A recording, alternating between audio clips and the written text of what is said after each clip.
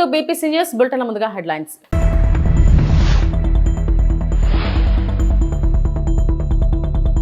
ఏ బిల్లును ఇష్టారాజ్యంగా మార్చకూడదు, ప్రియాంక గాంధీ.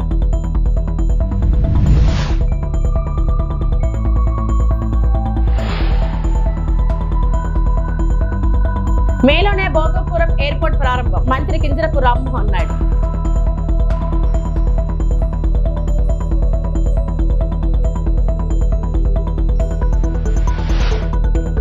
భవానీపురంలో బాధిత కుటుంబాలను పరామర్శించిన వైఎస్ జగన్.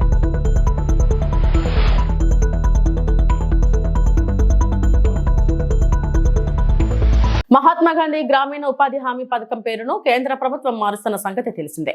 ఆ పథకానికి Viksit Bharat G Ramji guarantee for Rozgar and Ajeevika mission Gramin పేరును పెట్టింది. దీనికి సంబంధించిన బిల్లును పార్లమెంట్ లో సోమవారం ప్రవేశపెట్టారు. ఈ నేపథ్యంలో కాంగ్రెస్ ఎంపీలు నిరసన తెలిపారు. గ్రామీణ ఉపాధి హామీ పథకం స్థానంలో కొత్త బిల్లును తీసుకురావాలన్న కేంద్ర ప్రభుత్వ నిర్ణయంపై కాంగ్రెస్ సీనియర్ నేత ప్రియాంక గాంధీ వాద్రా తీవ్రంగా స్పందించారు. ఈ బిల్లు చట్టాన్ని బలహీనపరుస్తుందని వెంటనే వెనక్కి తీసుకోవాలని ఆమె డిమాండ్ చేశారు. ये एक इतना क्रांतिकारी कानून है कि जब इसको बनाया गया तो सदन के सभी राजनीतिक दलों ने इससे पूरी सहमति दी। इसके द्वारा 100 दिन का रोजगार इस देश के गरीब से गरीब लोगों को मिलता है, हमारे गरीब से गरीब भाई बहनों को। हम सब जनप्रतिनिधि हैं महोदय, जब हम अपने अपने क्षेत्रों में जाते हैं, आप भी जानते हैं, दूर दूर से हमें दिख जाता है कि मनरेगा का कौन मजदूर है। सबसे गरीब होता है, चेहरे पे झुर्रियाँ होती हैं, हाथ मिलाए तो सर हाथ पत्थरों की तरह। हाँ सर मैं कर रही हूँ, पहुँच रही हूँ, हाँ मुझे पहुँचने दीजिए। एक मिनट लूंगी, मुझे पहुँचने दीजिए। सर उनके हाथ पत्थरों की तरह कठोर होते हैं क्योंकि इतनी मजदूरी करते हैं। तो सर मेरा जो इस बिल पर ऑब्जेक्शन है, सर ये जो कानून है इसके तहत हमारे गरीब भाई बहनों को जो रोजगार की कानूनी गारंटी मिलती है, जो अधिकार मिलता है, वह इस योजना में मांग के आधार पर संचालित होता है। मतलब जहां जहां रोजगार की मांग है वहां इस योजना द्वारा 100 दिनों का रोजगार अनिवार्य है, देना अनिवार्य है। इसके साथ साथ केंद्र से इसके लिए जो पूंजी जाती है वो भी मांग पर आधारित होती है। यानी कि इस योजना के लिए जितने पैसे जहां भेजने हैं, कितने भेजने हैं, वह जमीनी परिस्थितियों पर आधारित होता है और मांग के आधार पर निर्धारित होता है। सर इस विधेयक की अनुसूची 1 में उपनियम 4(1) और 4(2) द्वारा केंद्र को इजाजत दी गई है कि वह पहले से ही निर्धारित कर लें कि कितनी पूंजी कहां भेजी जाएगी। इससे संविधान के 73वें संविधान संशोधन को नजरअंदाज किया जा रहा है। सर महोदय, इसके जरिए ग्राम सभाओं को इस योजना की मांग की जमीनी परिस्थितियों के आधार पर तय करने का पूरा अधिकार दिया जाता था। आज वो अधिकार कमजोर किया जा रहा है। భోగాపురం అంతర్జాతీయ విమానాశ్రయాన్ని అందంగా సిద్ధం చేస్తున్నామని కేంద్ర మంత్రి రామ్మోహన్ నాయుడు అన్నారు. వచ్చే నెలలో ట్రయల్ రన్ నిర్వహిస్తున్నట్లు చెప్పారు. విశాఖలో రాడిసన్ బ్లూ రిసార్ట్ లో రాష్ట్ర మంత్రి లోకేష్ సమక్షంలో జిఎంఆర్ మాన్సాస్ ఏవియేషన్ ఎడ్జిసిటీ ప్రాజెక్ట్ కు సంబంధించిన ఒప్పందం జరిగింది. ఈ సందర్భంగా నిర్వహించిన ప్రాజెక్ట్ ప్రారంభ కార్యక్రమంలో రామ్మోహన్ నాయుడు మాట్లాడారు. వచ్చే ఏడాది జూన్ నాటికి ఎయిర్పోర్ట్ ను ప్రారంభించాలనుకున్నామని, కానీ 1 నెల ముందుగానే అందుబాటులోకి తీసుకొస్తామన్నారు. ఎడ్జిసిటీ ఉంటే ఎన్నో విద్యాలయాలు, యూనివర్సిటీలు పెట్టుకోవచ్చన్నారు. ఏవియేషన్ రంగంలో శిక్షణ ఇచ్చేందుకు ఇది ఉపకరిస్తుందని చెప్పారు. భోగాపురం ఎయిర్పోర్ట్ నిర్మిస్తున్నాం, చాలా అందంగా వస్తుంది. అతి త్వరలోనే దాన్ని ప్రారంభోత్సవం కూడా చేసుకోబోతున్నాం. మరొక నెల రోజుల్లో వ్యాలిడేషన్ ఫ్లైట్ కూడా అక్కడ స్టార్ట్ చేయబోతున్నాం. దానితో పాటు జూన్ మాసానికి పెట్టుకున్నాం, కానీ నేను మళ్ళీ చెప్పాను, వీలైతే ఇంకో నెల ముందే ఆ ఎయిర్పోర్ట్ ను కూడా ప్రారంభించాలని రాజుగారు కూడా ఈ సందర్భంగా మరొకసారి గుర్తు చేస్తున్నాను. అలాగే దానితో పాటు ఒక ఎడ్యుకేషన్ కి సంబంధించి ఒక యూనివర్సిటీ ఏర్పాటు చేయాలని ముందు మనకున్న ఆలోచన. కానీ ఆలోచనలో అందరూ కూడా సమిష్టిగా దాని మీద మంతనం చేసిన తర్వాత ఎయిర్క్రాఫ్ట్ ఫ్లీట్ ని మనం పెంచుతున్నాం. ఏవియేషన్ కి సంబంధించినటువంటి అనేక వెక్టర్స్ లో మనం అన్ని గ్రోత్ ఈ రోజు ఇచ్చేస్తున్నాం. ఇంత ఇన్ఫ్రాస్ట్రక్చర్ క్రియేట్ చేసిన తర్వాత అవసరమైనటువంటిది ఏంటంటే స్కిల్ ఉన్నటువంటి జనాభా కావాలి, అందులో పనిచేసే వ్యక్తులు కావాలి. అది జరగాలనంటే అంత కెపాసిటీతో మనం ట్రైనింగ్ చేయించుకోవాలి. ఈరోజు మినిస్టర్గా వాస్తవంగా చెప్తున్నాను, ట్రైనింగ్ కెపాసిటీ ఇంకా మెరుగుపడాల్సినటువంటి అవసరం మన దేశంలో ఉంది.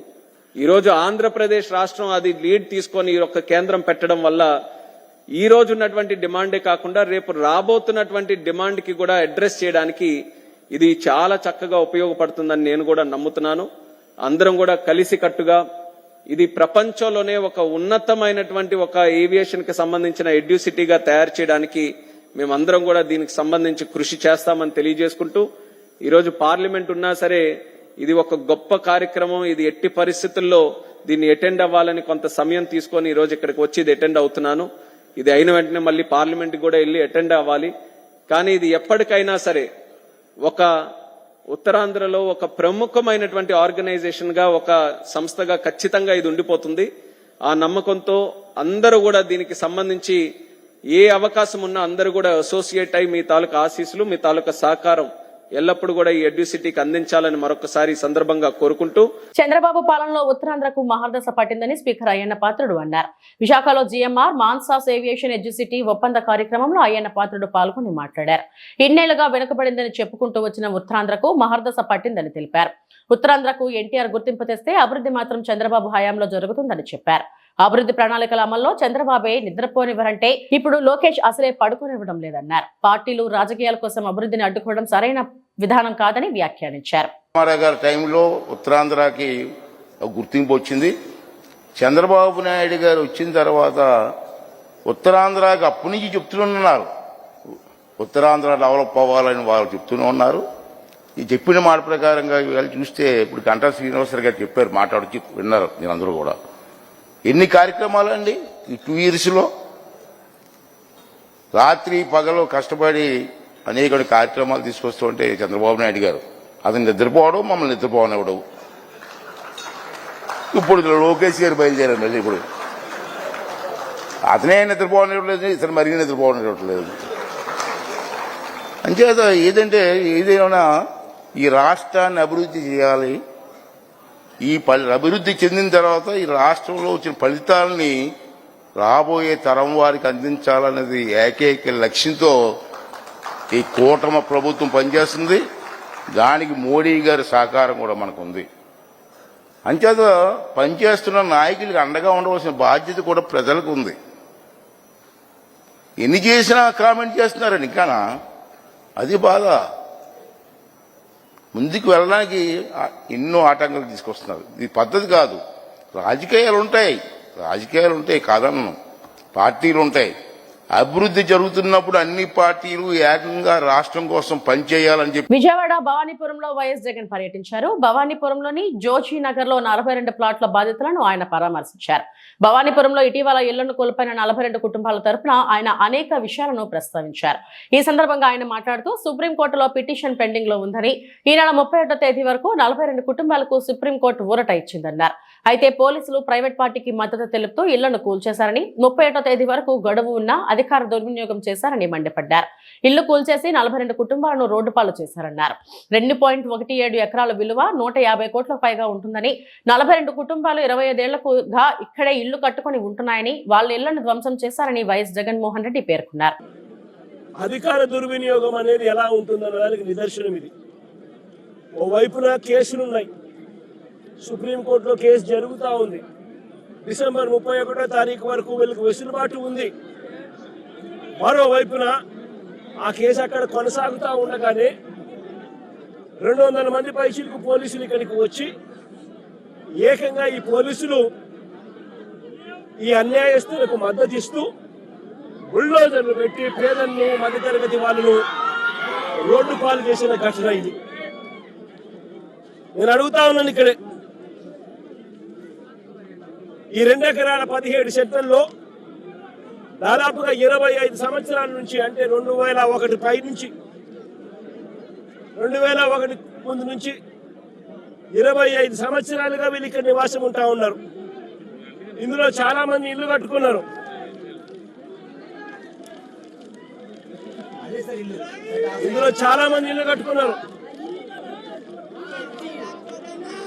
ఈ ఇంటికి సంబంధించి, ఈ ఇళ్లకు సంబంధించి Vijayawada municipal corporation building plan approvals ఇచ్చినారు. విజయవాడ మున్సిపల్ కార్పొరేషన్ వారు బిల్డింగ్ ప్లాన్స్ అప్రూవల్ ఇచ్చినారు. ఈ ఇళ్లకు కరెంట్ కనెక్షన్ ఇచ్చినారు, డ్రైనేజ్ కనెక్షన్ ఇచ్చినారు. ఈ ఇంటికి అన్ని రకాల అనుమతులతో పాటు ప్లాన్ అప్రూవల్ చేసి విజయవాడ మున్సిపల్ కార్పొరేషన్ వాళ్ళు వీళ్ళు ఇల్లు కట్టుకుంటా ఉంటే ఇళ్ళకు కూడా ప్లాన్ అప్రూవల్స్ శాంక్షన్ చేసి స్టాంప్ వేసినారు. మరోవైపున బ్యాంకులు వాళ్ళు డ్యూ డెలిజెన్స్ పూర్తి చేసి వీళ్ళందరికీ లోన్లు కూడా ఇచ్చినారు. ఇక్కడ ఉన్న వాళ్ళు దాదాపుగా ఒక్కొక్కరు 20 లక్షలు 25 లక్షల రూపాయల పైన ప్లాన్స్ ఎలా ఇచ్చారో అని అడుగుతా ఉన్నా. స్థలాలు వేరొకరివే అయితే ఈ ఇళ్లకు కరెంటు, డ్రైనేజు, ఇతర కనెక్షన్స్ అన్ని ఎలా ఇచ్చారో అని అడుగుతా ఉన్నా. వేరొకరిదే ఈ స్థలం అయితే వీటికి ఇక్కడ ఉన్న వాళ్లకు బ్యాంకు లోన్లు ఎలా ఇచ్చారో అని అడుగుతా ఉన్నా. రిజిస్ట్రేషన్లు చేశారు, బిల్డింగ్ ప్లాన్ అప్రూవల్స్ ఇచ్చారు, అన్ని రకాల పర్మిషన్స్ ఇచ్చినారు. చివరికి వీరికి బ్యాంకులు వాళ్ళు లోన్లు కూడా ఇచ్చాయి వాళ్ళ డ్యూ డెలిజెన్స్ పూర్తి చేసి. మన ఇన్ని సవ్యంగా ఉన్నప్పుడు ఇది ఏ రకంగా గవర్నమెంట్ ముందుకు వచ్చి వీళ్ళకి ఎటువంటి న్యాయము చేయాలి అని కనీసం ఆలోచన కూడా లేకుండా, ఎటువంటి ముందస్తు నోటీసు కూడా ఇవ్వకుండా వీళ్ళ ఇళ్లలో ఉండగానే 200 మంది పోలీసులు పైచిలకు వచ్చి ప్రైవేట్ వ్యక్తులకు మద్దతు ఇస్తూ ఆర్థికంగా వెనుకబడిన వారికి సీఎం రిలీఫ్ ఫండ్ అండగా నిలుస్తుందని ఏపీ మంత్రి అనకాని సత్యప్రసాద్ అన్నారు. బాపట్ల జిల్లా రేపల్లిలోని టీడీపీ కార్యాలయంలో 41 మందికి 86 లక్షల విలువైన చెక్కులను మంత్రి అందజేశారు. ఇప్పటి వరకు ఈ నియోజకవర్గంలో సీఎంఆర్ఎఫ్ ద్వారా 10 కోట్లు ఇచ్చినట్లు చెప్పారు. 5 ఏళ్ల వైకాపా పాలనలో ఏ పేదవాడికి సీఎం రిలీఫ్ ఫండ్ అందలేదన్నారు. కోటి సంతకాలంటూ వైకాపా నేతలు నాటకాలు మొదలు పెట్టారని మంత్రి విమర్శించారు. 2 ఏళ్లలో మెడికల్ కాలేజీల నిర్మాణాన్ని కూటమి ప్రభుత్వం పూర్తి చేస్తుందన్నారు. వైకాపా అధికారంలో ఉన్నప్పుడు ఒక్క మెడికల్ కాలేజీలు కూడా పూర్తి చేయలేదన్నారు. జగన్ కు అప్పట్లో రుచికొండపై ఉన్న శ్రద్ధ మెడికల్ కాలేజీలపై లేదని విమర్శించారు. 2019-24లో రాష్ట్రాన్ని అంధకారంలోకి తీసుకెళ్లారన్నారు. కూటమి ప్రభుత్వం వచ్చాక రాష్ట్రం అన్ని రంగాల్లో అభివృద్ధి పదంలో ఉందని చెప్పారు. రానున్న రోజుల్లో విశాఖ ఐటీ హబ్ గా మారుతుందన్నారు. కేంద్ర ప్రభుత్వం కూడా నిన్ను హర్షించిందో పార్లమెంట్ లో కూడా పీపీపీ మోడల్ అనేది ఎలా ఉంటుంది, దాని వచ్చే ఫలితాలు ఎలా ఉంటాయని చెప్పింది. దాని ముందనే ఊహించి గౌరవ ముఖ్యమంత్రి చంద్రబాబు నాయుడు గారు పీపీపీ ద్వారా అయితే 2 నెలల్లో పూర్తి చేస్తాం, వైసీపీ వాళ్ళు ఇస్తున్నటువంటి ప్లాన్ అయితే 25 సంవత్సరాలు అవుతుందో అది కేవలం 2 సంవత్సరాలు పూర్తి చేసి ఆ 25 సంవత్సరాలు దాదాపుగా 15 కోట్ల పైచిలకు ఎవరైతే ఇబ్బంది పడుతున్నారో వాళ్ళకి ఉచితంగా ఫ్రీ సీట్లు కూడా 42% నుంచి 50% పెరిగి ఉచితంగా చదువుకోవడానికి కానీ, అలాగే ఒక మంచి క్వాలిటీ డాక్టర్స్తో వైద్యం అందించే విధంగా ఈ యొక్క ప్రణాళికతో పీపీపీ మోడల్తో ఒక ప్రణాళిక వేసుకుని ముందుకు వెళ్తూ ఉంటే వీళ్ళు ఊరికైనా ఎటు మంచి చేయలేదు వాళ్ళ గతంలో. రాబోయే రోజుల్లో జీవితంలో ఎప్పుడన్నా 50 సంవత్సరాల తర్వాత కనిపించినా కూడా ఆ పార్టీ ఎవరికి మంచి చేసే పార్టీ కాదని చెప్పి పాతాళాలను నొక్కేసిన తర్వాత కూడా కోటి సంతకాలని చెప్పి 10 మంది తిరుగుతా ఈరోజు అంతా కూడా అంటే తప్పుడు ప్రచారం తీసుకెళ్తాం. గంజాయి సాగుపై ఉక్కుపాదం మోపిన పోలీసులు. గంజాయి సాగు చేస్తే కఠిన చర్యలు హెచ్చరించిన ఎమిగ్నూరు డీఎస్పీ భార్గవి. ఎమిగ్నూరులో గంజాయి సాగు కలకలంపై చర్యలు. 5 నిందితులు అరెస్ట్. 5 కేజీల గంజాయి స్వాధీనం. ఎమిగ్నూరు పట్టణ శివారు ఆశ్రమం వద్ద గంజాయి సరఫరా చేస్తున్న నిందితులు. నందవరం మండలం కనకవీడు గ్రామంలో గంజాయి పంట సాగు చేస్తున్న నిందితులు. 5.4 కేజీల గంజాయి స్వాధీనం. 5 నిందితుల అరెస్టు చేసిన ఎమిగ్నూరు రూరల్ పోలీసులు. గంజాయి సరఫరా అమ్మకాలపై అనుమానం వస్తే పోలీసులకు సమాచారం ఇవ్వండి, స్పష్టంగా ప్రజలకు సూచన చేసిన ఎమిగ్నూరు డీఎస్పీ భార్గవి. ఆశ్రమం లేదండి, ఆశ్రమం వెనకాల రాళ్లు అవి ఉన్న ప్రాంతంలో వీళ్ళు వెనకాల గుట్టలు ఉన్నాయి. ఆ గుట్టల దగ్గర ఉన్నారని సమాచారం వచ్చింది. ఆరబెట్టుకుని ఉన్నారు. అది కొంచెం ఈ పొలాల్లోంచి తీసుకుని వచ్చి ఎండబెడుతున్నారు అమ్మడానికి. సో ఆ రాబడిన సమాచారం మేరకు గుట్టలు వెనకాల ఉన్నారు. అక్కడ అరెస్ట్ చేయడం జరిగింది వాళ్ళని. వాళ్ళ దగ్గర నుంచి ఇన్ఫర్మేషన్ మేరకు మనం ఆ పొలాల్లోకి లోపల కంటే వెళ్ళి చూడగా అక్కడ కొన్ని మొక్కలు సాగు చేస్తూ కనపడితే ఆ బోయ గంగప్ప అనే వ్యక్తిని ఆ మొక్కలతో సైతం అరెస్ట్ చేయడం జరిగింది. మొత్తం వీళ్ళ 5 దగ్గర ఉన్న గంజాయి కలిపి 5 కేజీల 490 గ్రాములు ఉంది.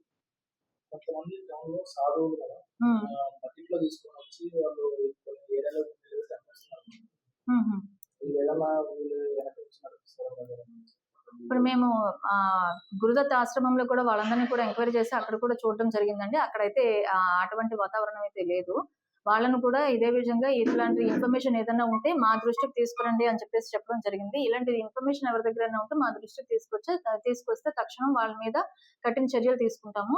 గంజాయి సాగు చేసే వాళ్ళని, కన్జ్యూమ్ చేసే వాళ్ళని కూడా ఎవరిని కూడా మనం ఉపేక్షించేది లేదు. ఎవరి దగ్గరైనా ఇన్ఫర్మేషన్ ఉంటే మా దృష్టికి తీసుకొచ్చి మేము ఖచ్చితంగా యాక్షన్ తీసుకుంటాము. కామారెడ్డి జిల్లాలో బీఆర్ఎస్ సర్పంచ్ అభ్యర్థి బాలరాజు కుటుంబంపై కాంగ్రెస్ నేతలు విచక్షణారహితంగా దాడికి పాల్పడ్డారని మాజీ మంత్రి కేటీఆర్ అన్నారు. సోమవారం ఎల్లారెడ్డి మండలం సోమర్పేటలో జరిగిన ఘటనపై మీడియాతో ఆయన మాట్లాడారు.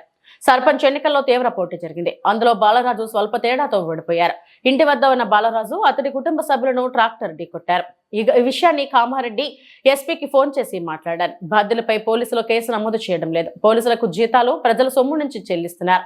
కాంగ్రెస్ నేతలు ఇవ్వడం లేదనే సంగతి వారు గుర్తుంచుకోవాలి. పోలీసులు తీరు మార్చుకోకపోతే మేము తిరుగుబాటడం ఖాయం.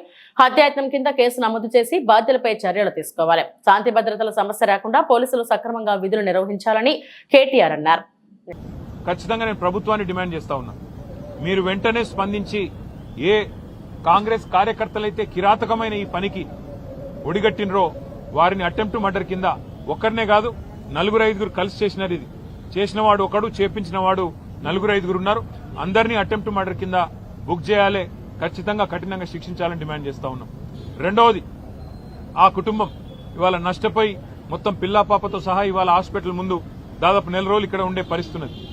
మొత్తం వైద్యానికి సంబంధించి మరి పార్టీ పరంగా మేము చూసుకుంటాము, కానీ ప్రభుత్వం కూడా ఆ కుటుంబానికి ఖచ్చితంగా సహాయం చేయాలి, నష్టపరిహారం ఇవ్వాలని చెప్పి కూడా మేము డిమాండ్ చేస్తా ఉన్నాం. దాంతో పాటు నేను ఇంకొక మాట కూడా ఈ రాష్ట్ర ప్రభుత్వానికి, ముఖ్యంగా రాష్ట్రంలో ఉండే పోలీస్ యంత్రాంగానికి చెప్తా ఉన్నా, మళ్లీ చెప్తా ఉన్నా, మేము 2 ఏళ్లైంది ఈ ప్రభుత్వం వచ్చి.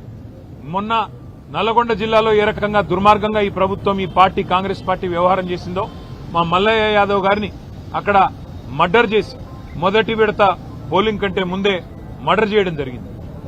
నల్లగొండ నియోజకవర్గంలో ఒక సోదరుడు, ఒక బీసీ సోదరుడు, ఆయన కూడా నామినేషన్ వేస్తే నామినేషన్ వేయొద్దని బెదిరించి కొట్టి ఆఖరికి కిడ్నాప్ చేసి ఆయనకు మూత్రం దాగిచ్చారు. అయినా కూడా ఇంతవరకు కేసు పెట్టలేదు అక్కడ ఉండే పోలీస్ యంత్రాంగం. ఈ రకమైన అరాచకాలు ఏవైతే ఇవాళ రాష్ట్ర వ్యాప్తంగా జరుగుతున్నాయో, ఇటు కామారెడ్డి జిల్లా ఎల్లారెడ్డిలో గాని, అక్కడ సూర్యాపేట జిల్లాలో గాని, నల్లగొండ జిల్లాలో గాని, ఇవన్నీ కూడా గుర్తుపెట్టుకుంటున్నాము. ఇవన్నీ కూడా ప్రజలు కూడా గమనిస్తా ఉన్నారు. పోలీస్ యంత్రాంగాన్ని నేను మళ్లీ కోరుతున్నా, ఇప్పటికైనా స్పందించండి, మీ డ్యూటీ చేయండి. ఒకవేళ మీరు చేయని పక్షంలో మరి మేమే డ్యూటీ చేయాల్సి వస్తుంది. తప్పకుండా శాంతి భద్రతల సమస్య వస్తుంది. దాడికి ప్రతి దాడే సమాధానం అనుకుంటే మేము కూడా తెగబడాల్సి వస్తుంది. తిరగబడ్డప్పుడు మరి మీకే ఇబ్బంది అవుతుంది, గుర్తుపెట్టుకోమని చెప్పి కూడా కోరుతూ, రాష్ట్ర ప్రభుత్వాన్ని మళ్ళొక్కసారి నేను చెప్తా ఉన్నా, మరి రేపు మళ్లీ ఇంకో దశ ఎన్నికలున్నాయి. ఈ రకంగా ఆవేశాలకు లోనయ్యే విధంగా మీ కార్యకర్తలను మీరేదైతే రెచ్చగొడుతున్నారో ముఖ్యమంత్రి గారు మీ భాషతో ఇష్టం వచ్చినట్టు మాట్లాడుతూ, నోటికొచ్చిన దూషణలు మాట్లాడుతూ, ఇది మంచిది కాదు ప్రజాస్వామ్యంలో. ఇకనైనా సవరించుకోండి, లేకపోతే జరగబోయే పరిణామాలకు మీరే బాధ్యత వహించాల్సి ఉంటుందని చెబుతూ, భారతి గారి కుటుంబానికి, అదేవిధంగా గాయపడ్డ మిగతా కుటుంబాలకు కూడా వైద్య ఖర్చులు మొత్తం పార్టీ నుండే మేమే భరిస్తాము. తప్పకుండా ప్రతి కార్యకర్త కూడా పార్టీ అండగా ఉంటుందని చెప్పి కూడా మరొక మాట చెబుతూ అట్లాగే మా నాయకులు, కార్యకర్తలకు కూడా నా విజ్ఞప్తి, నా ప్రార్థన, దయచేసి మీరు సంయమనం పాటించండి. తిరుపతి జిల్లా శ్రీకాళహస్తీశ్వర ఆలయాన్ని రష్యా దేశానికి చెందిన భక్తులు దర్శించుకున్నారు. మంగళవారం సుమారు 30 మంది ఆలయానికి చేరుకుని సాంప్రదాయ వస్త్రాలు ధరించి రాహు, కేతు, సర్పదోష నివారణ పూజల్లో పాల్గొన్నారు. అనంతరం శ్రీ వాయులింగేశ్వర స్వామి సమేత శ్రీ జ్ఞాన ప్రసూనాంబికా దేవిని దర్శించుకున్నారు. ఆలయంలోని శిల్పకళను వీక్షించి ఆశ్చర్యం వ్యక్తం చేశారు. తమ మొబైల్ ఫోన్లలో ఆలయ అందాలను చిత్రీకరించారు.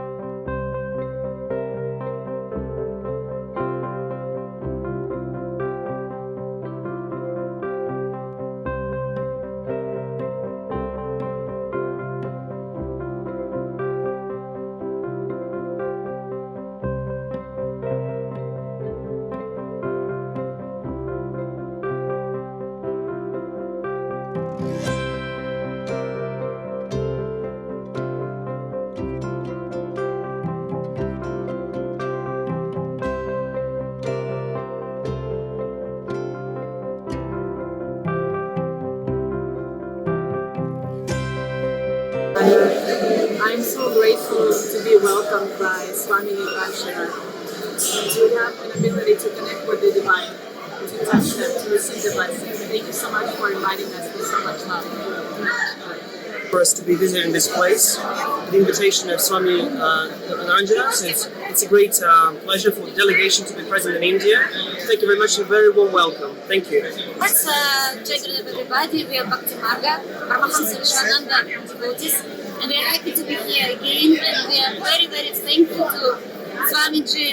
ఇవి ఇప్పటివరకు నా బులెటిన్ అప్డేట్స్. నమస్తే.